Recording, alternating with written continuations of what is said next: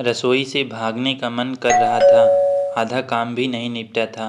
पसीने से लथपथ मैं मारे गर्मी के बेहाल हुई जा रही थी। एकदम पीछे की तरफ बनी मेरी रसोई में तनिक भी हवा की गुंजाइश नहीं है। बेटी की बहुत याद आ रही थी। 3 महीने पहले ही उसके हाथ पीले कर दिए थे। 4 बरस की थी वो तब से। पिछले साल गर्मी तक चुपके से मेरे पीछे आकर खड़ी हो जाती। ठंडी ठंडी हवा के झोंके बता देते मेरी गुड़िया मेरे पीछे खड़ी पंखा झल रही है। कितना मना करती पर मानती ही नहीं, खड़ी रहती मेरे साथ ही। उसकी दादी अम्मा खूब चिढ़ाती उसे, बड़ी आई माँ की चहेती।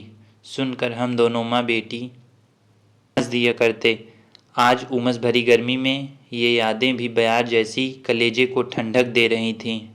जैसे मैं महसूस कर रही हूँ उन हवा के झोंकों को। महसूस करने में बाल कहाँ उड़ते हैं, उड़ रहे थे मेरे। चौंक कर पीछे देखा, एक हाथ से अपनी छड़ी थामे दूसरे हाथ से पंखा झलती माँ मेरे पीछे खड़ी थी। मैं सकपकाती हुई बोली, माँ आप यहाँ?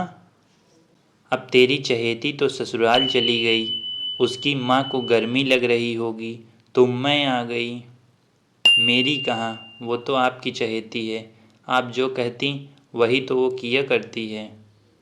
जवाब सुनकर माँ के चेहरे का रंग बदल गया। चिढ़ सी गईं, बोली, वो कैसे भला?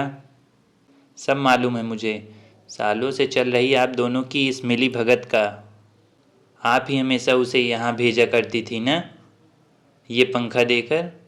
माँ शर्मा गईं। उनको शर्माता देख मेरी तो हंसी छूट पड़ी। माँ भी हंस पड़ी। रसोई फिर से गुलजार हो गई मेरी। माँ बेटी नहीं, अब सास बहू के ठहाकों से।